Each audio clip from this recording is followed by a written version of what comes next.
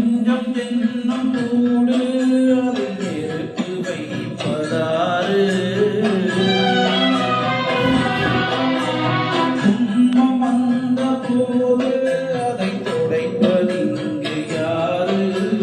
கலக்கும் போது சேரு அது தெளியும் போது நீரு கடவுள் போட்ட கோடு அதை திருத்த போவதாறு